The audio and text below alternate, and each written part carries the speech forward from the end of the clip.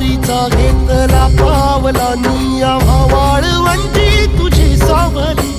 गळा भेट घेण्या भीमेची निघाली तुझ्या नाम घोषात इंद्रायणी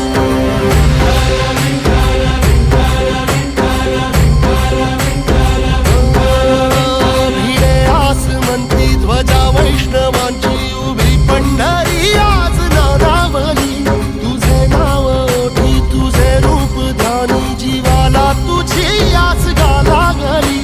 जरी बाप साऱ्या जगाचा परिपूर्ण